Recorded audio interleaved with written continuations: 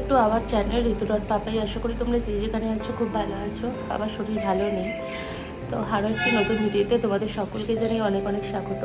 কাল থেকে প্রচণ্ড পরিমাণে জ্বর, সর্দি, গা হাতে যন্ত্রণা শুরু হয়েছে। তো কালকে ডক্টর দেখিয়েছি, হ্যাঁ মেডিসিন নেব। কালকে কিছুটা নিয়েছি, আজকেও কিছুটা নেওয়ার আছে, তো মেডিসিন নেব। তো চলো সারাদিন কী করি তোমাদের সাথে সেটা শেয়ার করব। আমাদের ফৌজির ওয়াইফদের কাছে আমাদের হাজব্যান্ডে চলে যাওয়াটা জীবনের যেন সবথেকে বড় একটা মুহূর্ত বলে মনে হয়। তো যতই শরীর খারাপ হয়ে থাকুক না কেন, শরীর খারাপে পরোক্কা না করে আমি আজকে একটা মেডিসিন নিয়ে বেরিয়ে পড়েছি তোমাদের দাদা ভাইয়ের পরের দিনের জিনিসপত্র যেগুলো নিয়ে যাবে সেগুলো কেনাকাটি করতে। শরীরের অবস্থা এতটা পরিমাণ খারাপ, হাঁটার মতো আমার পরিস্থিতি একদম নেই, কিন্তু তারপরও আমি শুধুমাত্র যাচ্ছি ওর জন্য। বিশ্বাস করো, মনও যেমন একদিকে ঠিক নেই, তেমন শরীরও একদিকে ঠিক নেই। মন আর শরীর দুটোই যেন আমাকে সাথ দিচ্ছে না।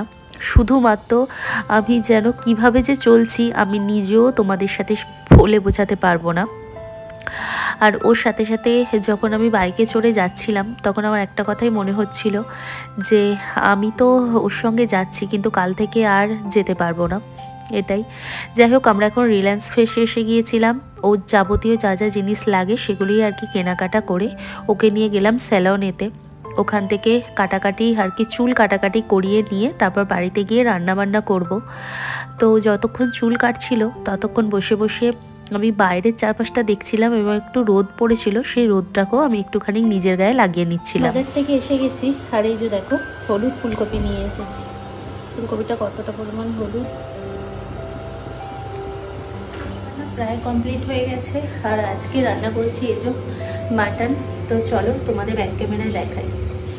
একদম গরম গরম মাটন ফুটছে, এখানে এখনো হয়নি।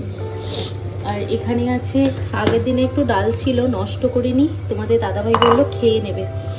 আর এখানে আছে ভাত, আর এই ভাতগুলো হচ্ছে আমাদের চাষের চালের ভাত, তো আজকে ফার্স্ট টাইম খাবো। আর এখানে আছে ওই যে টক পালং বলেছিলাম, টক পালংয়ের চাটনি। ব্যাস, আজকের এটাই হচ্ছে লাঞ্চ।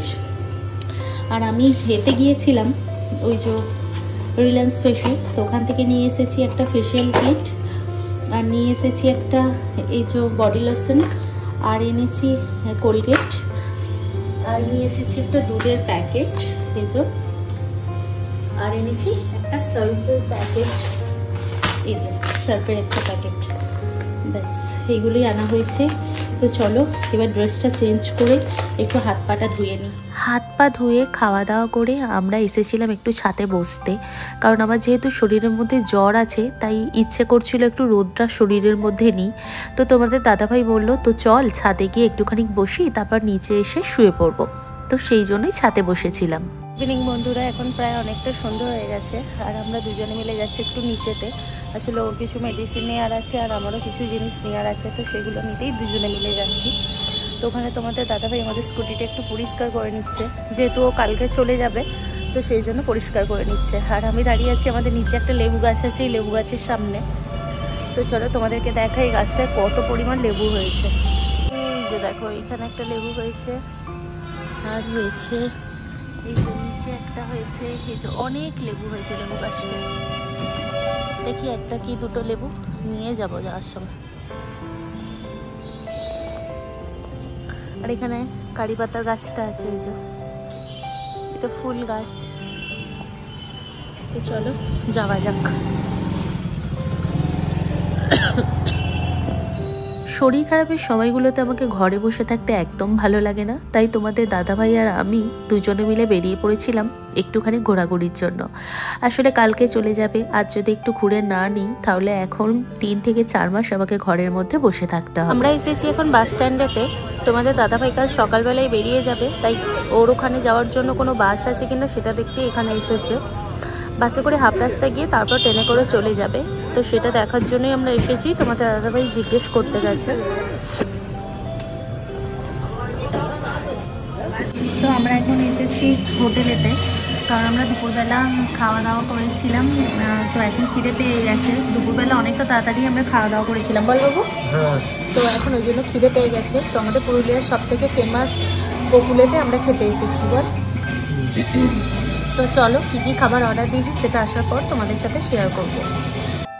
আসলে বাইরে বেরোলেই হালকা ফুলকা খেতে কিন্তু আমাদের সকলেরই ইচ্ছে করে, তাই আজও আমার ইচ্ছে করছিল একটু হালকা ফুলকা খেতে। তো তোমাদের দাদাভাই বলল যে চল, আমারও একটা জিনিস খেতে ইচ্ছে করছে, তোরও এটা খেতে ইচ্ছে করছে, দুজনে মিলে খাবো। তো খেতে ইচ্ছে করেছিল বলে আমরা গোকুলে চলে এসেছি। গোকুল হচ্ছে ভেজের জন্য বিখ্যাত, তো ভেজ খাওয়ার জন্যই আমরা এসেছি। এখানে আমি একটা মশলা ধোসা নিয়ে নিয়েছি, তার সঙ্গে ছিল নারকেলের চাটনি আর সাম্বার। তো এটা খেতে কিন্তু আমার দারুণ লেগেছে, আর পুরোটা একদম ক্রিস্পি ছিল। আর তার সঙ্গে ভেতরে যে আলুর মশলাটা দিয়েছিল, মশলাটাও ভালো কিন্তু অতটা ভালো ছিল না, কিন্তু এই যে পুরো কাভারটা ছিল এত ক্রিস্পি ছিল, দারুণ অসাধারণ। আর তোমাদের দাদাভাই নিয়েছিল ছোলা বাটারা। আসলে গোকুল কিন্তু বিখ্যাত ছোলা বাটারার জন্য, তো তোমাদের দাদাভাই সেই জন্য ছোলা বাটারা নিয়েছে। আর ওখানে দিয়েছিল স্যালাড, তো আমাকে একটু খাইয়ে দিয়েছিল, আমি খেয়েছিলাম, ওকে আমি একটু দিয়েছিলাম, ও খেলো। এরপর আমরা বাড়িতে চলে আসি। বাড়িতে এসে সব থেকে কষ্টজনক কাজটাই হচ্ছে আমাকে করতে বসতে হলো। আসলে তোমাদের দাদা ভাইয়ের অনেক জিনিসপত্র ছিল যেগুলো গোছগাছ করতে হবে। আসলে ও এসেই ব্যাগপত্র রেখে ওর বাকি কাজগুলো শুরু করে দেয়। আর আমি কি করি, ওর যত জিনিস থাকে সব ব্যাগ থেকে বার করে কাচাকুচি করে সব কিছু ভরে রাখি একটা আর কি ওই লাগেজের মধ্যে, যখন ও যায় সেটা বার করে গুছিয়ে নিই। তো আজকেও সেই রকম করছিলাম। যখন গোছাতে গেছি তখন তোমাদের দাদাভাই বলল যে সোয়েটার টুপি এগুলোর অনেক সেলাই খুলে গেছে, সেগুলো সেলাই করে দিতে। এইসব জিনিসগুলো তো আর ফেলে দেওয়ার জিনিস না, সেই জন্য তোমাদের দাদাভাই বললো তুই কি পারবি সেলাই করতে? আমি বললাম হ্যাঁ পারবো তো। ও বললো ঠিক আছে সেলাইটা করে দে, আর আমাকেও একটু সেলাই করাটা শিখিয়ে দে কেমন করে সেলাই করতে হয়। তো সেটাই আমি আর কি সেলাই করে সমস্ত কিছুটা গুছিয়ে দিচ্ছিলাম।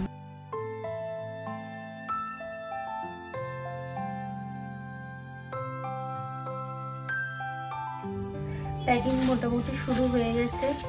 এবার কি কি ওষুধ আছে সেগুলো খালি দেখে তোমাদের দাদাভাইয়ের প্যাক করে দেবো, আর বাকি যেগুলো নেওয়ার আর কি ওর দিয়ে দিয়েছি। তো শারীরিক অবস্থা আমারও এতটা পরিমাণ খারাপ, কিন্তু তার মধ্যেও আমাকে প্যাকিং করতে হচ্ছে। একদিকে বেদনাদায়ক জীবন, আর একদিকে হচ্ছে আমার শরীর খারাপ। তো তোমরা আমার চোখ মুখ দেখেই বুঝতে পারছো আমার কতটা শরীর খারাপ। চোখের নিচে পুরো কালো পড়ে গেছে, কিন্তু কিছু করবার নেই। এখানে গোছগাছ করতে করতে তোমাদের দাদাভাই বলল যে আমিও গোছগাছ করাটা শিখে নেব, কারণ আমি তো ভালো করে গোছগাছ করতে পারি না। তো ওই জন্য তোমাদের দাদাভাইকে কিভাবে ঠিক গোছগাছ করতে হয় সেটাই আমি শিখিয়ে দিচ্ছিলাম। এখানে ওর বর্দিটা আর কি গুছিয়ে নিচ্ছিল। ও বললো তোর শরীরটা তো খুব খারাপ, দে আমি ভালো করে গুছিয়ে নেবার চেষ্টা করছি। আমি বললাম ঠিক আছে তুই ভালো করে গুছিয়ে নেওয়ার চেষ্টা কর, তুই যখন ওখানে যাবি তোকে তো সমস্ত কিছুটা নিজেকেই করতে হবে। ও বললো ঠিক আছে দে কীভাবে করবো সেটা শিখিয়ে দে। তোকে আমি শিখিয়ে দিচ্ছিলাম, যাই হোক ও শিখে নিয়েছে। শুভ সকাল বন্ধুরা। আজকের ঠিক দিনটা হচ্ছে আমার জীবনের সবথেকে বড় অন্ধকার দিন। আজকে আমরা চাইলেও তোমাদের দাদাভাই আর আমি একসঙ্গে থাকতে পারবো না, আমাদের আলাদা হতেই হবে। স্বয়ং ভগবান চাইলেও আমরা একসঙ্গে আজ থাকতে পারবো না। আজ তোমাদের দাদাভাই চলে যাচ্ছে। তো আগের দিন রাত্রিবেলা সমস্ত কিছু গোছগাছ আমি করে রেখেই শুয়েছিলাম, কিন্তু কিছু গোছগাছ বাকি ছিল সেগুলো করে দিয়েছি সকালবেলা উঠে। আর তোমাদের দাদাভাই সকালবেলা ঘুম থেকে উঠে বলছিল যে ওর কাপড় চোপড় কাচার জন্য যে সার্ফ থাকে সে সার্ফ নেওয়া হয়নি। তো আমি ওকে বললাম বাড়িতে একটা গোটা প্যাকেট এনে রেখেছি, ওটা থেকে হাফ আমি রেখে দিচ্ছি, হাফটা তোকে দিয়ে দিচ্ছি, কয়েকদিন তো চলে যাবে, তারপর তুই বাইরে থেকে কিনে নিস। ও বললো ঠিক আছে তাহলে ও থেকে হাফ দিয়ে দে। তোকে হাফটা দেওয়ার জন্যই আমি প্যাকেটটাকে কাটছিলাম, কেটে ওকে হাফটা দেবো আর আমার জন্য রেখে দেবো। সমস্ত গোছগাছ করবার পর আমাদের এই পর্বটা প্রত্যেকবারেই চলে, তোমাদের সাথে কোনোবারে শেয়ার করা হয় না। ওর হাতে সিঁদুর আর ওকে প্রণাম করেই আমি বিদায়টা জানাই। যাই হোক আমাদের সমস্ত কিছু এদিকে কাজকর্ম গোছানো হয়ে গেছে, আর এদিকে তোমাদের দাদাভাই জুতো পরতে স্টার্ট করে দিয়েছে বেরিয়ে চলে যাবে বলে। জুতো পরাও প্রায় হয়ে এসেছে, এবার হচ্ছে ওর বেরিয়ে যাওয়ার পালা। ওর ব্যাগগুলো তো আমি চাগিয়ে নিয়ে যেতে পারবো না, তাই ও বললো যে আমিই নিয়ে যাচ্ছি। সবথেকে কষ্টদায়ক বিষয় হচ্ছে ওর এবারে হলো যে আমার এতটা শরীর খারাপ থাকার পরও ও আমাকে রেখে যেতে হলো। একদিকে দেশের সেবা আর একদিকে বউয়ের এতটা কষ্টের দিনে বউকে রেখে চলে যাওয়া কতটা যে কষ্টের সেটা যার জীবনে আসে সেই বোঝে। যাই হোক, তোমাদের দাদাভাই চলে গেছে, তোমরা তো দেখলেই। ও চলে যাওয়ার পর আমি ঘরে এসে শুয়ে পড়েছিলাম, কারণ আমার শরীরটা সত্যি একটুও ভালো নেই। আমার চোখ মুখ দেখে নিশ্চয়ই তোমরা বুঝতে পারছো। আর এখন ঘড়ির কাঁটায় প্রায় এই যে দেখো 9:21 মতো বেজে গেছে।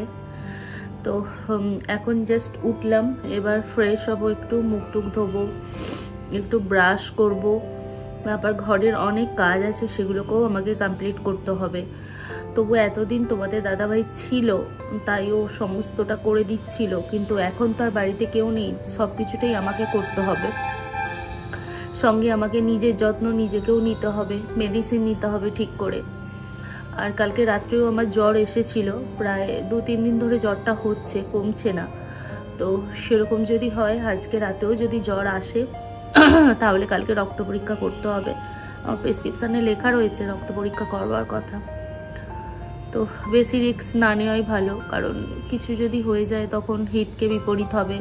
সব থেকে বড় কথা, আমার সঙ্গে কেউ থাকে না। যদি একটু এদিক থেকে ওদিক হয়ে যায় তখন আমাকে দেখার আর কেউ থাকবে না। এমনকি আমি কাউকে যে খবর দেব সেই সময়টুকুও আমার কাছে থাকবে না।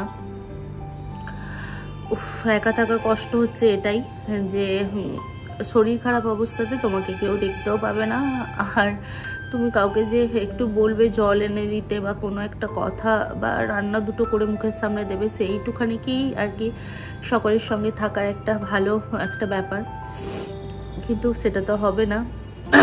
তো যাই হোক, চলো এবার উঠি, উঠে ফ্রেশ হয়ে তোমাদের সামনে আসছি। তোমাদের দাদাভাই চলে যাবার পর অনেকটা বেলায় ঘুম থেকে উঠেছিলাম। উঠে অনেক জামা কাপড় ছিল, সেগুলো সমস্ত কিছু কাচাকুচি করে রোদে শুকনো করতে দিয়েছি। ওইদিকে ঘরটর মোছাও আমার কমপ্লিট হয়ে গেছে, কারণ আজকে মাসি আসেনি। তো এবার বাড়িতে গিয়ে স্নান করব। এইদিকে আবার স্নান টান করা কমপ্লিট করে পুজো দিয়ে আমি খেতে বসে পড়েছি। আজকে অল্প পরিমাণ ভাত আর আগের দিনে মাটন ছিল, সেটাকেই গরম করে নিয়েছি। আর ছিল টক পালং শাকের চাটনি। এটা দিয়ে আজকে আমার লাঞ্চ হচ্ছে। আর কিছু বিশেষ কিছু যে রান্না করব সেরকম শরীরে তাগত নেই, আর ভালোও লাগছিল না। গুড ইভিনিং বন্ধুরা, এখন অনেকটা প্রায় সন্ধে হয়ে গেছে, তো রাতও প্রায় হয়ে গেছে। খাওয়া দাওয়া করে শুয়ে পড়বো, যেহেতু শরীরটা আমার ভালো নেই। তো তোমরা দেখতে পাচ্ছ হয়তো এইটা, তো এটা হচ্ছে তোমাদের দাদা ভাইয়ের আর কি ওড়না। ও যখন ডিউটিতে যায় তখন এটা নিয়ে যেত। তো এই ওড়নাটার মধ্যে না ওর গায়ের একটা সুন্দর মিষ্টি গন্ধ আছে, তো সেই জন্য এইটাকে কি করেছি গলায় জড়িয়ে নিয়েছি, আর এটা নিয়েই আমি শোবো। তো প্রত্যেক দিনও চলে যাওয়ার পর যে কোনো একটা জিনিস ওর রেখে দিই যেটাতে ওর গন্ধ ছোঁয়া থাকে, সেটা নিয়ে শুই বা নিয়ে থাকি। আমার পাগলামি হয়তো তোমাদের এটা মনে হতে পারে, কিন্তু সত্যি বলতে কি আমার এতে অনেকটা ফিল হয় যে ও আমার পাশে আছে। আমরা যারা ফৌজির ওয়াইফ তারা বেশিরভাগ সময়ই কিন্তু দিনগুলো এইভাবেই অতিবাহিত করি। তো যাই হোক, আজকের ব্লগটা এতটুকুই। যদি ভালো লেগে থাকে লাইক কমেন্ট শেয়ার আর সাবস্ক্রাইব করে পাশে থেকো। আর তোমরা অনেকেই জানো তোমাদের দাদাভাই চলে গেছে, আমার জন্য একটু দোয়া করো, প্রার্থনা করো যাতে আমি সুস্থ হয়ে যাই তাড়াতাড়ি। কারণ এক তো একা থাকি, তার সঙ্গে হাজব্যান্ড থাকে না, নানান কাজের মধ্যে বা নানান সমস্যার মুখে সম্মুখীন হতে হয়। তাই আমার জন্য একটু দোয়া করো। সবাই ভালো থেকো, সুস্থ থেকো। আবার দেখা হবে নতুন কোনো একটি ভিডিওর সাথে। ততক্ষণের জন্য বাই বাই।